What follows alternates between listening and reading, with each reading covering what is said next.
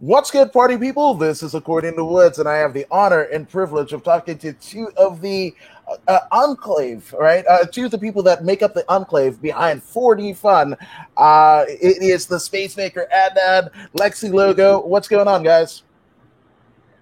Hey, so glad that we can be here. Thanks for having us. Oh, the Yeah, it's really pleasure good is to be all here, man. mine. Yeah, man. Like it's so cool the amount of and anybody that has checked out the website and your socials, you guys. I mean, there is a common trope. The kids say, "I'm on another level," but you guys literally are on another level. Like before I stepped into the open house, like I didn't even know this technology existed. I didn't know that people were doing it. And shout out to the good brother Chris Pack who invited me down, and I'm like, my mind is blown. Yeah, I mean, it was a few years ago that everyone was telling us that what we did was crazy and impossible, and we kept trudging through, and now we're here. And what was funny is like the whole virtual performance thing for the longest time was such a niche edge like thing for total VR nerds.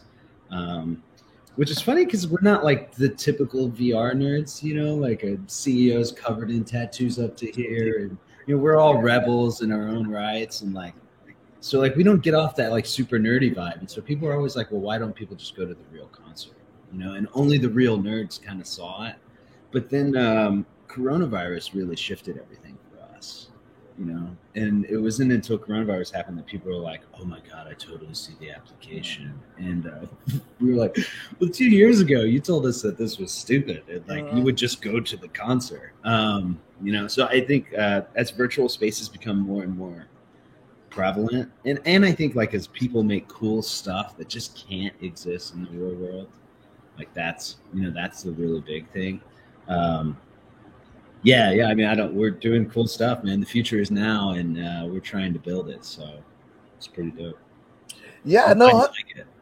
no, absolutely. Which I mean, and it's funny because you mentioned, COVID era concerts and such. I mean, there was a litany of, innovations that happened, because of this like unforeseen time. Some people foresaw it, some people didn't. Some people were prepared, a lot of people weren't, and I think it was like the Flaming Lips, right? They did like literally a concert where everybody is literally in a bubble, one of those orb things that you roll down the hill on, whatever. Yeah. And it was just like people bounce into that. But depending on the setting, you can only get like 50 people in there, right? So it becomes Yeah. really exclusive, which is, I mean, almost like an NFT in itself, right? You set a value to something, and you're the one who determines the value, or the people that are potential buyers, and what have you. So it's just, it's crazy how, even this podcast, right? Like, I don't think if COVID happened, this would exist to the extent that it does. So it's the Yeah. need to create. Yeah. Totally. Yeah. And I think as more and more people drive into uh, these creative virtual spaces, I mean, NFTs are just the obvious thing there. And a lot of people don't get it because they'll say something like, "Oh, well, I just screen copy it, and like, oh, I stole your NFT." I see that. I don't know. There's some guy that got blasted for losing a couple of his Bored Apes, and the comments section was brutal. Just like people destroying him, and half of it was people who don't believe in NFTs, Right. just like, oh, I found your NFT right here. They'll screenshot them. And then the other half are like the super serious crypto people who don't really feel bad about like when things happen to people. It's like, well, you should have protected your private keys. Mm-hmm. That's the crypto, man. It's Wild West. Sorry. Try again next time. So there's like really no niceties on either side. But the thing that people don't get is it's like, it's not about copying it. NFTs are effectively open sourced goods, Mm-hmm. because it has to be transparent. So like the file that is, and that's fine. Only one person gets to say they own it, Yes. and that's the difference. Mm-hmm. And it's just that like everyone in the world agrees that you own it now. And that scarcity was super cool with collections like CryptoPunks because, like, these generated collections, there might have been like 200,000 options, like possible CryptoPunks that could have been made, but they only made 10,000, and those 10,000 are only owned by one person. And Right. so they like created their own scarcity out of thin air, Yeah. and like, that's wild. Well, it's almost like, I mean, in the most layman term, to conceive, like the Mona Lisa, right? Mona Lisa, there's Yeah. only one art gallery that owns the Mona Lisa, has the rights or whatever. But there's tons, millions of, reproductions and what have you, right? And Absolutely. they might have, like a particular branding company might have the rights to produce Mona Lisa t-shirts, and then another company has the rights to do Mona Lisa postcards, posters, what have you. But it doesn't mean, like, just because you have a Mona Lisa t-shirt doesn't necessarily mean you own the Mona Lisa. It's a That's a facsimile. perfect way to explain Yeah, it. exactly. Yeah. That was a wonderful example. I appreciate it. Which I gotta ask, Yeah. right? Like, how did you guys, you Adnan, you were talking about, 2 years ago about, telling people, preaching the gospel on a soapbox theoretically, and people are like, That was whatever. Paul. Oh, that was Paul. Okay. On the soapbox for sure. Yeah. Paul's the soapbox guy. Oh yeah. Yeah. Shout out to Minister Zero, man. Yeah, for sure. But I mean, how did you guys, get involved? Because I mean, Paul, nominated and basically had, received an Emmy. You guys all come from different backgrounds to kind of, go into that that instance of you guys are not the typical nerds that most people would think go into this. So, like, how did you guys find out about it? What was your guys' background coming into it? Man, Well, yeah. you wanna go first? Dude, go ahead, Lexi. Ladies first, by all means. Well, for me, for my journey of it was back actually with Noise TV was what it was. We did a television network. We had a basic channel on Las Vegas, and it was like a 30-minute show. Paul, me, myself, and some people were doing this show, and then it ended up growing as time went on to like the streaming network, which was like Roku. And Adnan actually is best friends with someone who worked on this as well. And that's kind of how he came into play. But then we filmed a man, his name was Mad Mike Hughes, and he wanted to prove the earth was flat. And he built a steam power rocket. And when we caught wind of this, we were like, dude, this is cool. Like, this is so cool. And so we like backed it up, 100%. We're like, let's film it. Why not? You're not just going to do this with nobody, supporting you. So we filmed him, and he successfully launched after a few failed attempts, of course, yeah. And he got a lot of hate, and that was really hard. But we were supporting him all the way, and we believed in him. And so he did it, and it was like amazing to watch this in person. Did he prove the earth was flat? I don't really know about that part. But did he build a steam power rocket and successfully launch it in the air? Yes, he did. Mm-hmm. And that he wanted to inspire people. He wanted, to have people look up to him. I think even, he was a daredevil also. Well, fast forward a little more. He ended up leaving our team and going in a different direction. Mm-hmm. He retried this attempt, and it didn't go as successful. So, to me, that's the power of Mike Hughes. Rest in peace. That's the difference. Yeah, rest in peace, Mad Mike. Wow. That's why I was noticed. Yeah. So I was. Lexi's a true OG. She was around deep into the Noise TV days. I kind of showed up right towards the end of Noise TV. Wow. Basically, Yeah, Paul we fell was getting into it, interested in actually. We augmented ended up just falling reality. into it. Yeah, and he was like, "Oh, I want to build these AR apps," because someone showed him some AR demo and was like, "Oh yeah, that's like $500,000, bro." And you know, he was like, "I'm gonna start building AR stuff," and you know, he didn't have a background in software, so I get a phone call from a good friend of mine. Like we lived next door to each other since we were like 3, and I was out of the country for like 6 years, and I was back. I was the data guy at Music Bed, and so I had this little software gig thing going. It was a dream job, really, but I didn't want a job. You know, like I don't want a job. I want to work for myself, and I want to build the things that I dream about, not what other people are telling me to do. You know what I mean? And so I get a phone call from my friend Cameron. And he's like, "Oh, you know how to code, right?" And I was like, "Yeah, I definitely know how to code." And you know, asked me if I knew anything about Unity, and I had just taught this summer class for middle schoolers on Unity. So I was like, "Yeah, man, I know Unity a bit." And he's like, "Well, come to Las Vegas." So next day, I was on a flight. Which is like story of my life. I live like a 48-hour schedule, right? Like I know what I'm doing for the next 2 days, and then that's about as far as I typically keep it out. I'm very much flying by the seat of my pants all the time. And but yeah, so I find myself in Las Vegas with this crazy guy, Paul, you know, who's like talking about the future's 3D. It's none of this 2D shit. He's got all these cameras everywhere, and I'm like, what are you talking about, man? And we you know, I started flying out to Las Vegas like once every few weeks, and then it became obvious that like, okay, I need to move to Vegas. And then, you know, once we were in Vegas, it became obvious we needed to be in Los Angeles because that's where the talent is.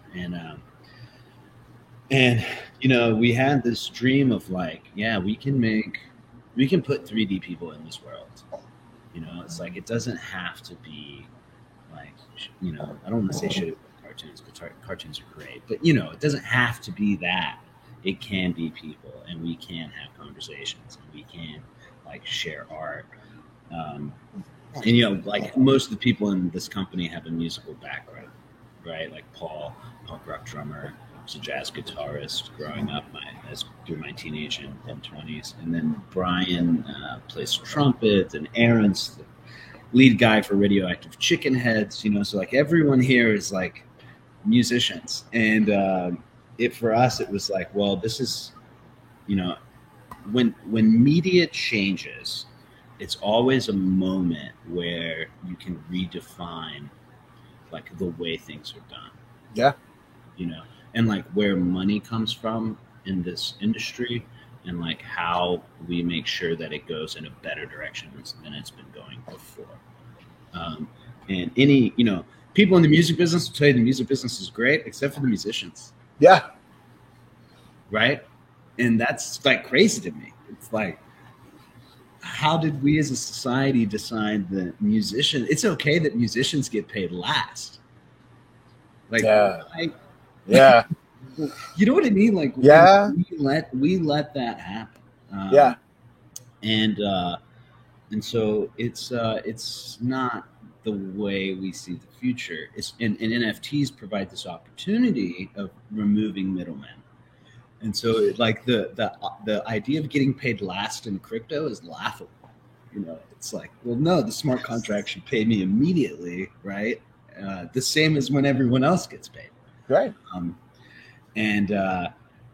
So super disruptive, and we noticed that disruption, especially as like this year. You know, the beginning of this year, there were some really monumental projects that started coming out. You know, Euler Beats, and the idea of like minting prints of something, right? And those prints like paying commissions to the original mint holder, like these ideas of this DeFi applied to like NFTs effectively. You know, and you know, I'm not a speculation guy. That's not my game. Right. But I love automated processes, right? And that is like gold. You know, if we can, that's where our headspace is. You know, it's like, how do we build a trustless system where artists are guaranteed and they can audit? They don't have to pay a law firm to audit their label. and say, did you really give me all the money you're supposed to give me? It's like, no, it's all transparent, right? Payments are payments. Everyone sees it. And I think like us as consumers, it's a subtle thing, but I think we will feel better knowing that when you click that button, you're clicking on the artist's button and the money is going to their account, and there is no there is no platform that's in the middle just kind of taking away from the artist. Is really the only way I know how to put it. It's really revolutionary, and I'm okay with it. So. Yes. Which Alex Ramirez says, "Yo, with your technology, y'all can help me come up with an NFT." Right? He's right. Yeah. Well, he's got the sneakers. There's that, I don't know if you saw that NFT collection where you like track the Jordans. Yes. Have you seen that? Yes. That was cool. I think that was like the first Matic or some one of the other chains. It was like one of their big. Hedera Hashgraph. That's what it was on. Hedera Hashgraph. Which is cool. Yeah. A lot of cool cryptos out there, but it's like hard to keep track of all. Oh no, 100%. I mean, in the both, and this is so indicative of like combat sports, right? Where the UFC and the WWE, all like they're kind of late in the game, right? But like there was like an Undertaker NFT, and they tried to like sell it for 100 G's USD, and it was just like, But then they also did like cameos of the because it's the Undertaker, right? And they were charging in the jar. Yes, yeah. And they were doing cameos, but it was like 2 G's for a cameo with the Undertaker for him just to be like, "Hey, dude, what the fuck? I'm not dead anymore."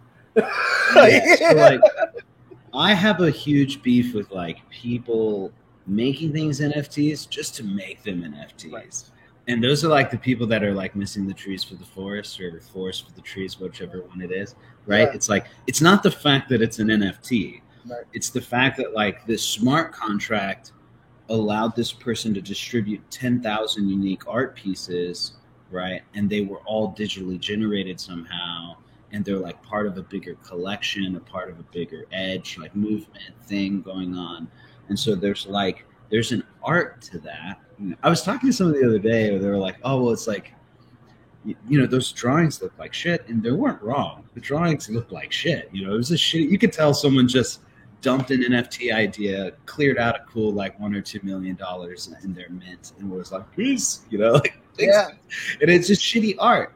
But then I asked her, well, there's 25,000 of them, right? And so like the question is like, how long would it take you to paint 25,000 paintings? And like that, if someone came up to you and was like, yeah, I made 25,000 pieces of art and I sold my entire collection for $2 million, like that actually doesn't sound like that crazy. You know what I mean? Because one, it's hard to make 25,000 unique pieces of art. Make it meaningfully in the way that a collection has a cohesive look and feel, and that it is, so like these like people going to OpenSea and minting pictures, JPEGs as a one-off NFT or even small collections, but they're like all just basic pictures, like they're missing the trees for the forest. That is not like what NFTs are. It's not just because it's the ERC-721 token, it's valuable.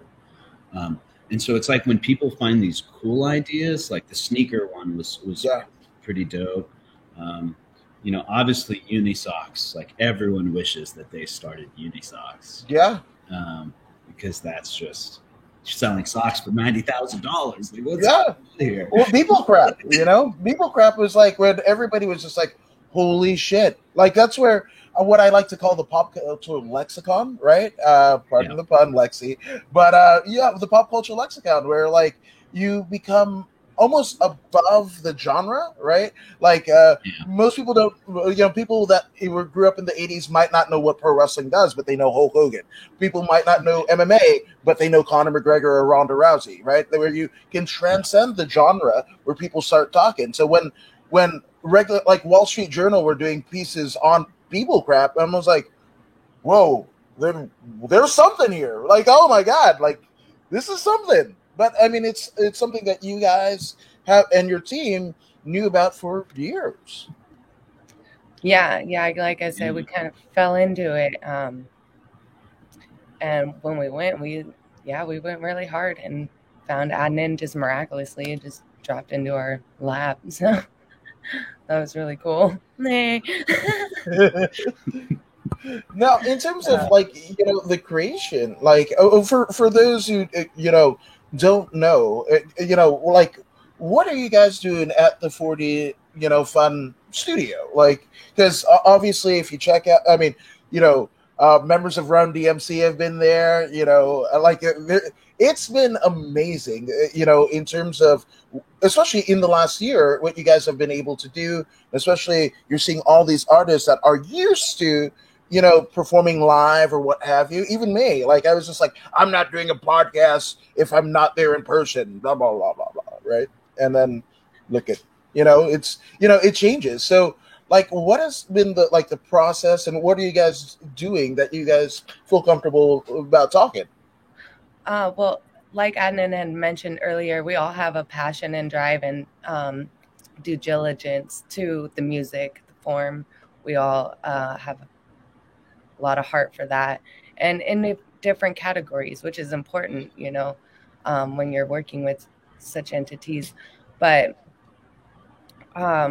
it's just more important that we're, like we had said earlier, giving the power back to the artists and making sure that they're taken care of and happy because of how much they have given to the world as a whole. Music is really my personal drive, and I'm sure a lot of other people's personal drives as well, but I can only speak for me. And we're doing a lot of fun things. Like you said, we had Run DMC in here recently, some members of Public Enemy as well, and we're capturing them. And the people who get it, they get it. Like Noah, when we were talking earlier about Noah, he comes in often and he utilizes it and he brings his friends and he's like, hey man, like we got to do this. This is the future. And they had children in here last night, and like I was just hanging out with the kids and playing video games. We have some video games, you've seen, Yes. and it's their future. Those Right. kids that were here, that's what they're not going to even really know a world without what, like, the augmented virtual realities and experiences. And it is the beginning forefront of it. And we were called crazy, are called crazy, whatever you want to call it, really. But it's definitely, with no question, where it's going, and you might as well just go along with it. You know what I mean? Make the shift, make the moves, because humans were always expanding, we're always growing with technology as a very helpful tool with us to do so, as well as like mechanics. But you just gotta, when we're here on Earth as humans, it's part of us to build for the next generation and make sure that it keeps working for them too, So that's just how I feel about it personally.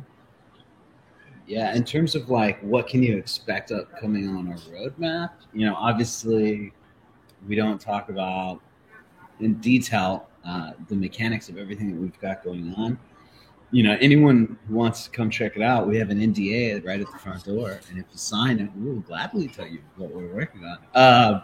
But I will say this: VolCap has a limited lifespan in its current sense. This idea of like us stringing 50 cameras around a room and taking pictures, and then 6 gigs a second or some crazy number of video data that's required for us to do what we're doing.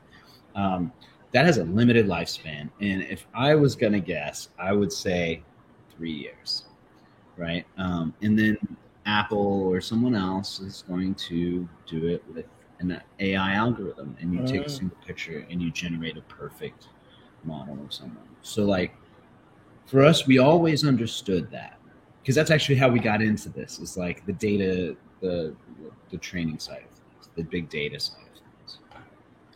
Now, we got that. So I will just say that we're more focused on building a platform that empowers artists and empowers art makers, right, to share their art in a decentralized way.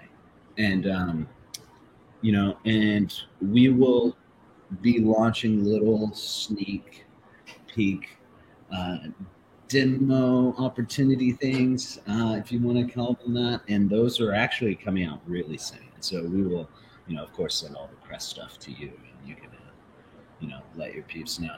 But yes. we're basically in the phase of like figuring out closed betas, and who are we letting in to start testing these things with us, and figuring out like what works and what doesn't, get user feedback. Like that's where we are, and it's super exciting. Yeah, it's super cool, and I'm super proud of everyone on our team. We've got some hardcore, awesome Rebel developers around the world. I meet with them every day, and it's cool to just see smart, brilliant young people not settling for the way they're told to do things, and like dreaming ways that we can do it better. Like that, I love it. Yes. So we'll be releasing some more information. I know that's super vague, and I didn't you want to? I mean, that's tune in next show. Maybe then we'll get closer. Yeah. But also, that's kind of what you do, right? It's like not only that build anticipation, but I don't want to say exclusivity, because that's not it. Obviously, you want everything to be accessible and everybody to have the same information. To the extent of what you were saying, Adnan, there's this fucking disruption, and it's crazy. It's happening in tech. It's happening in the stock market. The AMC, GameStop deal, like everything. How we view politics, how we view media, like everything. I don't know in my 30 some odd years of life, like at one time, so many disruptions happening all at the same time. Yeah. I don't know if you read that article, Decentralize Everything. It was by the Dread Roberts Jones, or whatever the guy.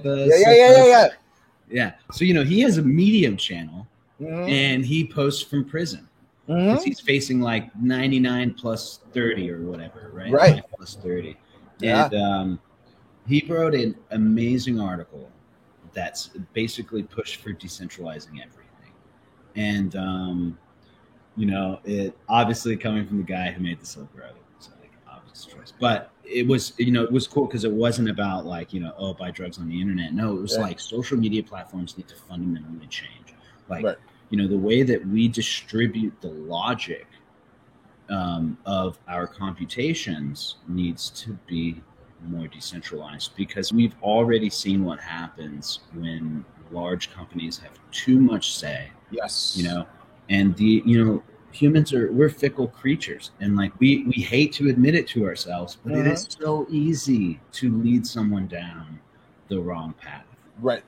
Especially when you have mountains of metadata on them. You know what them and all of their friends are doing simultaneously. And then, you don't even need to hear the words that they're saying. You can guide them down the path that you want them to go.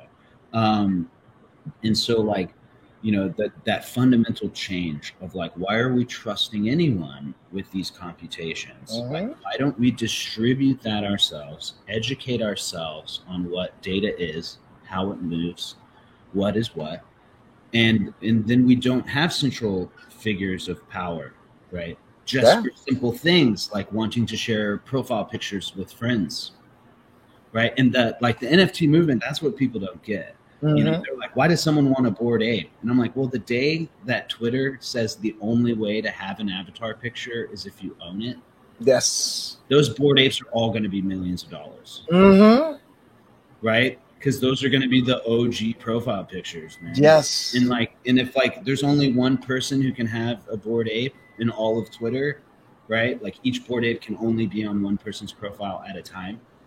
Like, and so, will Twitter do that? I don't think so. Will other people do that? For sure. And we will see platforms that emerge that are like that. And people might complain about it at first, but you know what? It means the Bored Ape people got paid. Yes. So, like, I don't care. Like, I'm sorry it's too expensive and you're mad because you want it, but like, I don't care. The community is getting the money that they deserve, right? Because they inspired people with art. Like, I don't know what you guys are living for, but for me, that's like some of the best stuff in the world right there. You know, fuck it. Liberating as shit. Which Alex Ramirez says, congratulations on your technology. Maybe we'll see it in the metaverse. And also, yeah, Alex. Yes, and where y'all located? I'd fucking love a tour of this, which we can facilitate, right? Yeah, totally. Yeah, so we're in Culver City. Can I write the address in the chat so that everybody see that? Yeah, I believe you can. Yeah. And so we've actually gotten this. You know how companies will like not ban words, but will like push a new word on top of the old one. So the metaverse is annoying. Facebook killed it. Right. Facebook killed the metaverse. Like, everyone saw Big Brother, and they were like, "No, metaverse sounds terrible." The multiverse, though, that sounds pretty great. And like for us, the multiverse is interoperability between platforms. It's saying like, if you buy or do something in one space, it should translate over to the other one. Like, you should not have to change your profile on Twitter and Facebook. Twitter and Facebook should understand what profile pictures are, and that interoperability should be able to go between them, because we define the rules on our data, not Twitter and Facebook. Do you see what I'm saying? And so like this idea of interoperability between platforms, and then having like that real identity of who you are because you define it, and it's not on anyone's servers, it's on our distributed sense of logic that we control as individuals.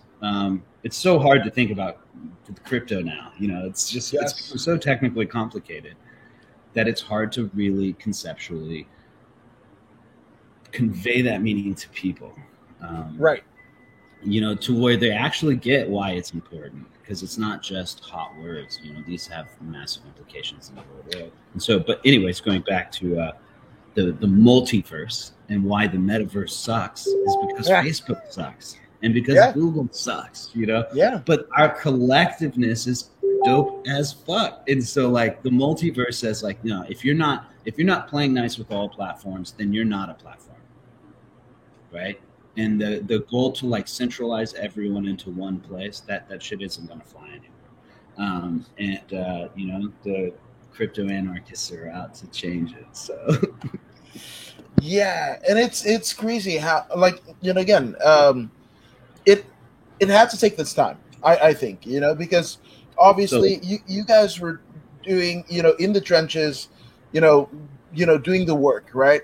Discovering this technology and where it's the insight and the foresight of Paul to kind of go like, oh fuck the future, and that's what he's selling you guys on. And let's say your analogy of Noah coming in with kids and it's their future, right? Well, it's weird because like now everybody, right, over the course of the last year and the pandemic and everything world over, are starting to question a lot of the systems, right? The infrastructure that aren't built for them. I revert back to George Carlin, right? It's a big fucking club and you're not invited.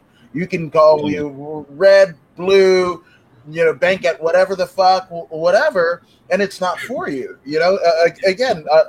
Paul McCartney having heat on Michael Jackson because Michael and Paul were having a fucking conversation in the 80s, and like, yeah, I don't know what to do with this fucking money, Paul. It's like, you should buy the rights to the fucking shit. And what does Michael Jackson do? Well, he buys the rights to the fucking Beatles catalog, right? And obviously that was the heat, but like the fact that can happen, that none other than the fucking Beatles, right, can have their intellectual property ripped from them and have to fucking buy back in, and they're making pennies on the dollar, right? They're making pennies on the dollar where they can't even afford to do it. It's just like, what's happening, like gentrification. It's just like you wipe out, a real estate developer because they can fucking do it, right? They've got the funds to do it. They buy a block of 3 single-family houses, builds a multi-unit 30, 100+ deal in that place, and then it fucking makes the rest of the block skyrocket up that nobody else can fucking afford it. To live in that home that they've had for 10, 20, 30 years, by hook or by crook, they're able to fucking hold it down, and then now they can't afford to do it. You can't even live at home. I was born in San Francisco. There's no way that I could fucking afford to live in my hometown. But so the mechanism to me, and I might be going off on a little bit of a weird tangent here, but it ties back into why crypto is so important. Okay, and so don't get me wrong, crypto is inequitably distributed. There are massive problems that we need to overcome in the crypto space to make it viable as this is a store of value of everyone's value, not just the first guys who were mining in the beginning. Right. So that's a huge hill to overcome. I don't have an answer for it yet, but we'll find one. Right. The global coin guys who are on an airdrop based on your retina scan. Oh, I love those. I met those guys in Paris, and amazing group, really going to change the world. But so for me, real estate, right? If you ask the average American, what percentage of homes are sold in cash? What are all cash buys? Buyer comes to the table, buys it in cash. It's theirs. It's all over. Good day. What percentage of home sales are that? And most Americans will tell you 3 to 5%, right? No. Cash sales have been over 24% for a decade. In 2014, I think it was 30 something, high 30s, right? So more than 1 in 3 homes sold in cash. And then you look around you and you're like, well, not 1 in 3 of my friends, they might have enough cash to buy a home, but they're definitely not going to buy their home in cash. Why would you not leverage credit for that, right? Maybe put a huge down payment down, But so for the last decade, we've got 1/3 of our homes being sold in cash. So where's all this money coming from? How did it get just this small amount of money? And then if you look at the size of the derivatives market, this is some shit you'd say will get you shot, but you look at the size of the derivatives market, which is, for people who don't know, derivatives are financial products that are futures contracts, stock options. You're not buying the stock. You're buying the conceptual idea of what the future value could be. Right? That's what you're buying. You're saying, in 6 months, I'll give you $1 million and you're going to give me this much gold. And that's the deal. It doesn't matter what the price of gold is in the future. We're making this deal now. And in 6 months, I show up with the cash and I get your gold. Yes. Right? That's the deal.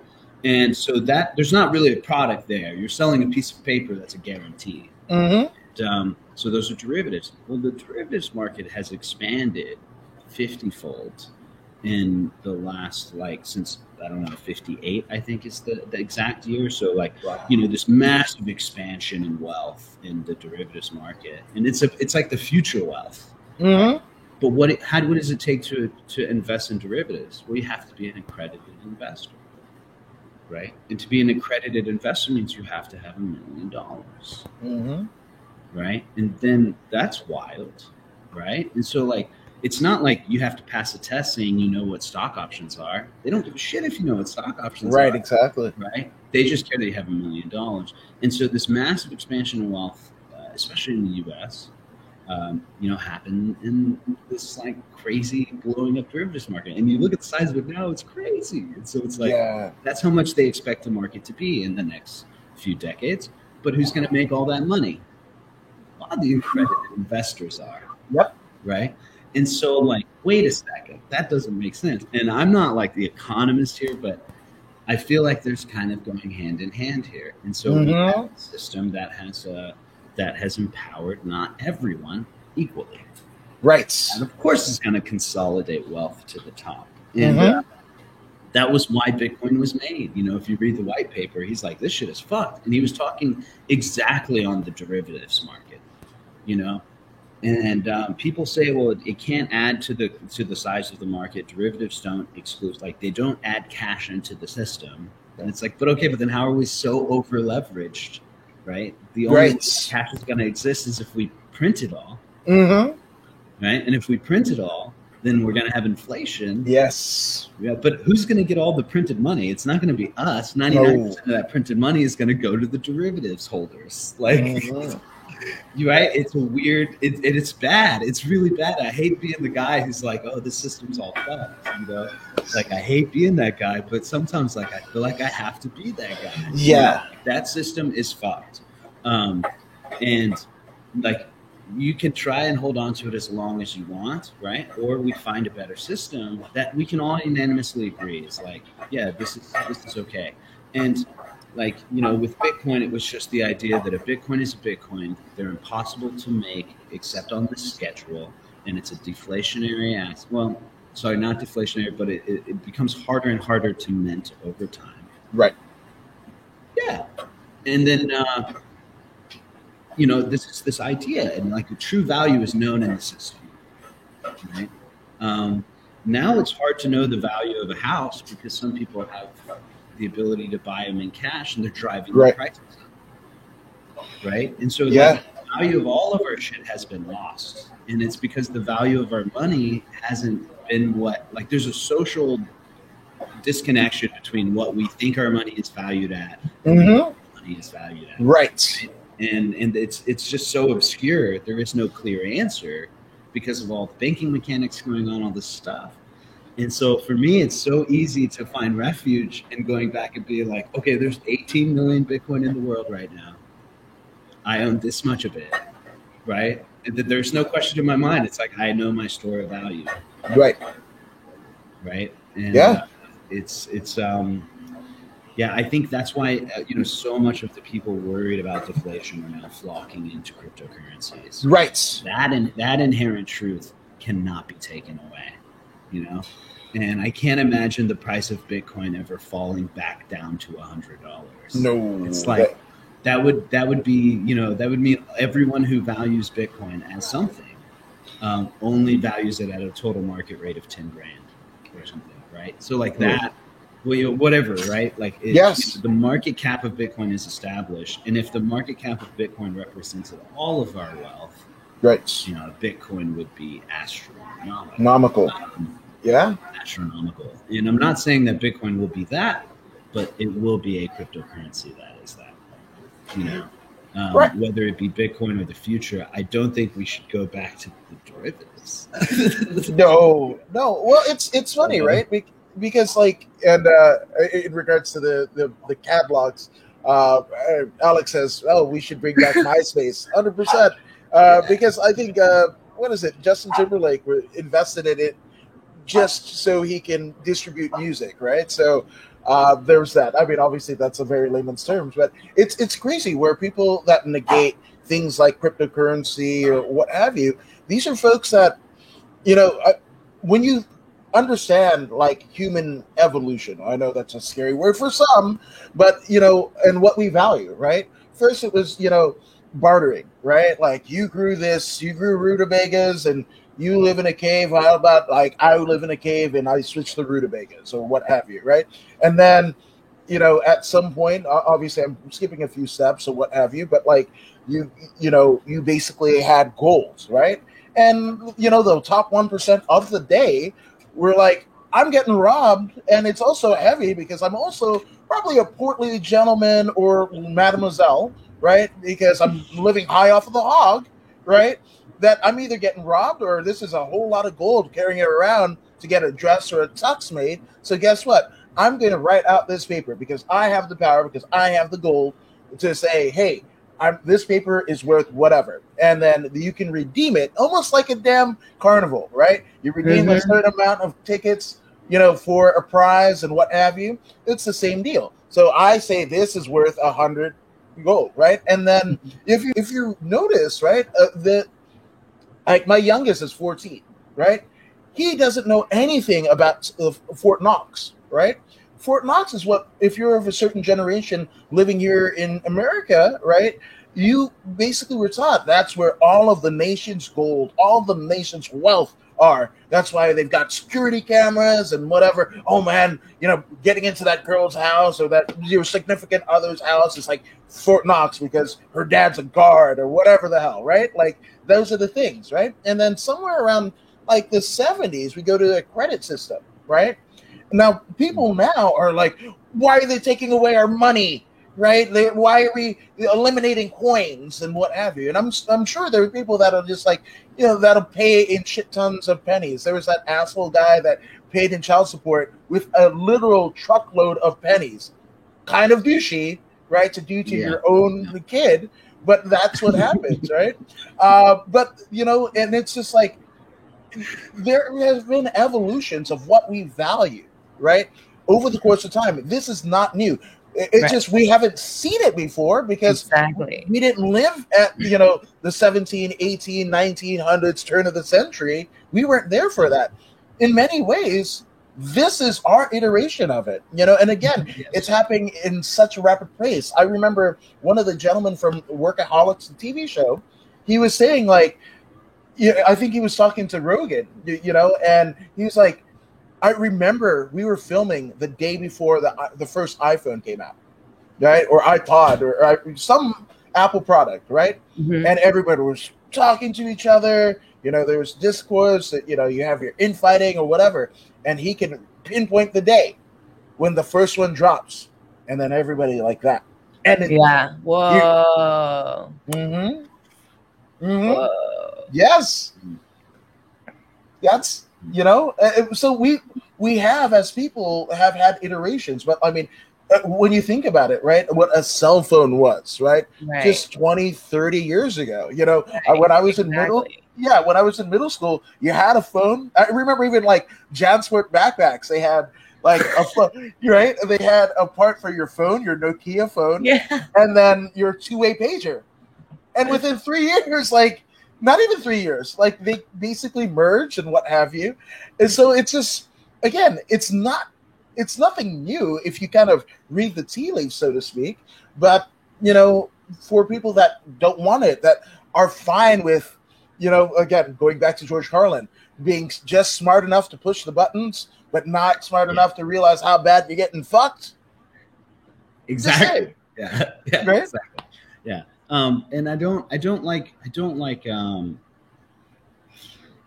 I hate thinking that it's impossible for everyone to understand.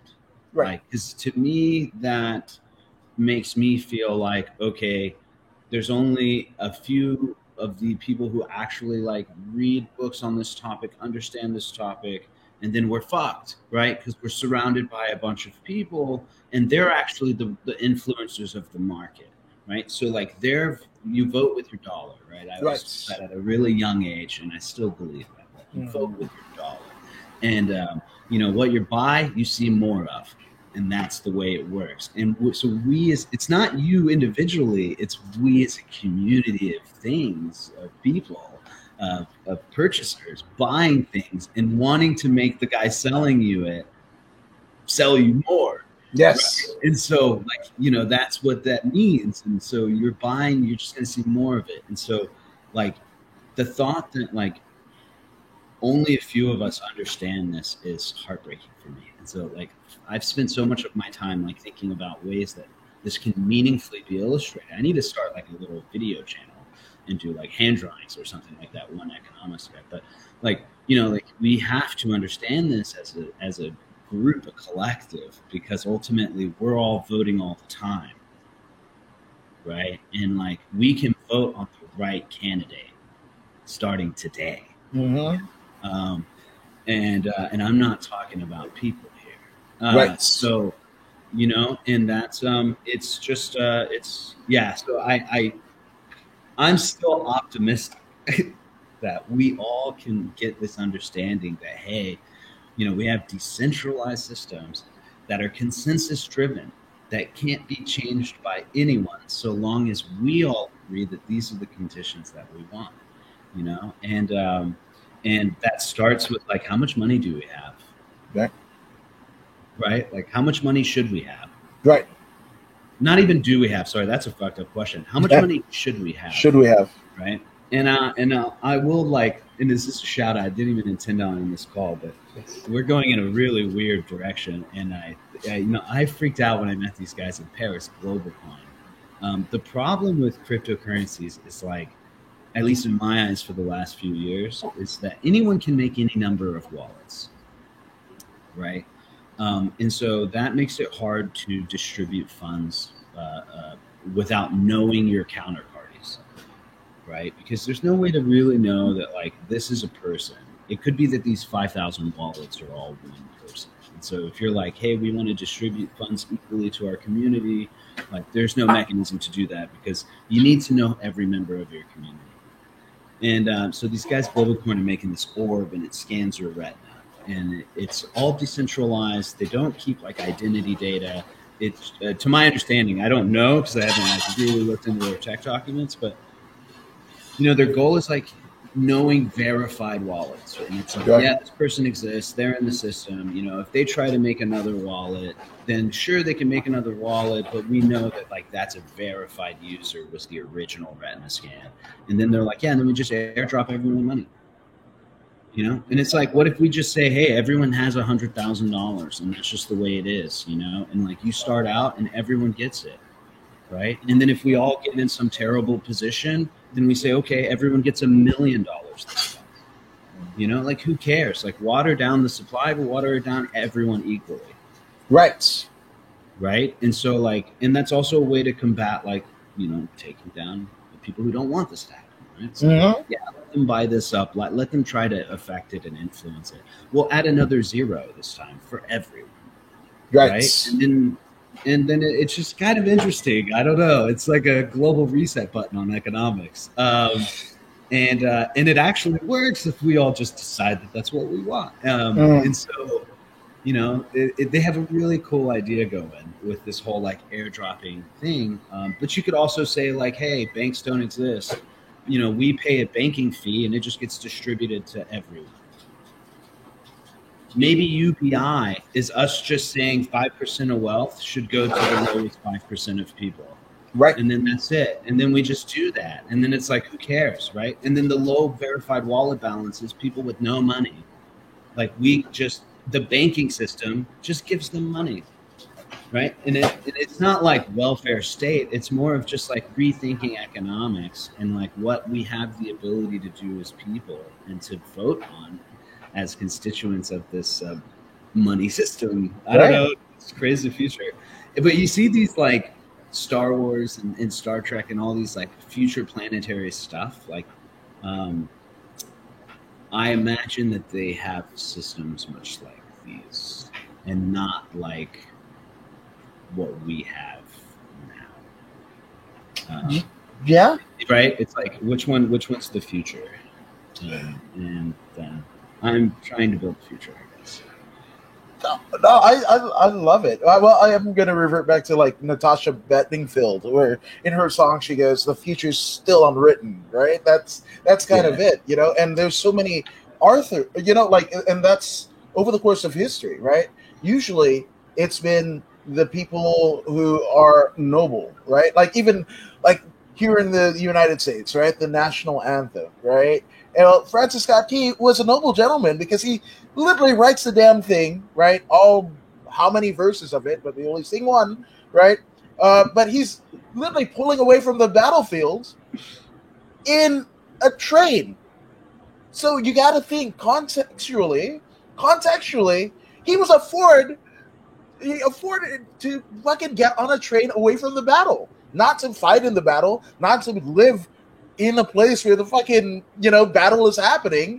He was noble enough in terms of wealth that he could fucking just, like, I'm out, peace, and let me write some shit about the future of our country, you know, like, you know, or the Miranda rights, right? That was literally, you know, somebody, you know, Miss Miranda didn't have rights and something horrible. I don't remember the context of it, but it was something that, I mean, essentially, I don't want to say like he was a criminal of sort, but like he didn't have rights. So there was a case that happened when his family sued and whatever, and that's what enacted the Miranda rights, right? And again, like right now, there's disruption in the stock market, disruption in politics. Uber, Lyft, Lime, and what have you. If you are familiar with like cabs of New York, right? They had a medallion system because the city of New York saying if you drive a cab in the city, well, you have to have a medallion. And if there's like 100,000, cab drivers in New York. Well, guess what? We're only going to allocate 25,000 or 10,000 medallions. And people were literally, using this as a catalyst to put a down payment on the house because of the scarcity. In essence, that medallion was an NFT, an early incarnation of an NFT, Sure. right? And then Uber, Lyft, Lime, and what have you, where all of that, you don't have to go to New York, Department of Transportation to drive Uber, Lyft, or Lime, right? And everything that the government is doing, whether it be city, state, or national, that are doing for Uber and Lyft and Lime, well, it's all reactionary because it's already fucking here, right? It's already here, so it's reactionary. You're reacting to the thing that's already here versus, maybe having the foresight, hey, things are changing. I not to get too political, but like that's kind of what Andrew Yang was running on, right? Like in his early incarnation of I forget what he called it, but like, the $1,000 to every, person over 18, because you knew that automation was coming. As a businessman himself, he saw the writing on the wall, and he was just like, it's already tough, right? Where you've got people with, 2, 4, 6-year degrees, basically flipping burgers for $20 an hour, or, and obviously that's a very general term, right? There are some people that are doing well, but, this is happening. So to kind of, what is it? Make the spoonful of sugar to make the medicine go down of like everybody replacing your shit, right? The place that you've worked at for 30 years, 10, 15, 30 years. Well, guess what? You thought you had benefits or whatever. Well, guess what? A computer has taken your place, and here's a watch. Bye, right? Now it's not even a watch. It's like a Facebook post, or maybe there's a non-disclosure that you can't even fucking post. Like I was here for 15 years. Yeah. Right? Like, totally. Yeah. It's crazy. Yeah. So, I mean, before we go, obviously, for those who want to, find out more, and I've linked all of the socials and the website right in the bio of this very podcast. But I mean, for those who want to come down, like Alex, he wants to come down. What is the process? Do the right act for the people. Yeah, I mean, so 40fun.io. There's a contact form you can always fill out, so if you want to contact us there. My email is my first name at 40fun.io, so Adnan at 40fun.io. You can ping me there. I don't know when our next open house would be. That would be a dope time to come. But I am actually making some changes, so we'll have a new contact form. One, like if you're an artist, and then one if you're like just inquiring to come check it out or whatever. So like that update's coming soon. I'll have it pushed out. So always reach out on social media. We are always looking for people to like follow us, share what we're doing, send us cool ideas. We welcome all artists. We like made a manifesto about it and everything. Made it an NFT. Right? Made it an NFT, realized that we fucked up and put the word qualified in it, and all artists are qualified. Right? And we had to delete the NFT. We burned it, right? And I was like, oh, we could burn it. It cost like $500. So like basically burned this thing, meant a new contract, did all this, and all we did was remove one word, which was qualified. And right, that says something about us. So everyone's qualified, If you're an artist and you make art, then that's the people that we're trying to be with, right? So reach out to us on social media. Thanks for listening to the podcast. It's super cool to talk about what we do. It's been a long journey. Yeah, well, thank you for the journey that you guys are on, because I mean, and it's weird, right? That is almost the trope, the double-edged sword of being an artist, right? At any time, right? Where you aren't appreciated for the art and the sacrifices that you make until long after you meet the maker, right? So, thank you for creating this space for artists to get compensated and recognized in real time. That's, I can't thank you enough. Yeah, of course. And we for all the artists out there that are interested, we are providing free captures. So if you would like to come get a scan and see what it would even turn out to, even just to check it out, or even if you just want some inspiration. Some artists come just to get inspired. Even we all hit that rut in life, and so yes, all artists are welcome at any level of talent, I guess you can say. But we would be really pleased to show you around and provide you with free scans. So yeah, reach out to Adnan or on our social media, as well as myself, which my social media is on the tag here, so you can DM me and we can schedule a time. But thank you so much for having us, and I hope we can do another one in the future. Yes. Heck yeah. No. This hints.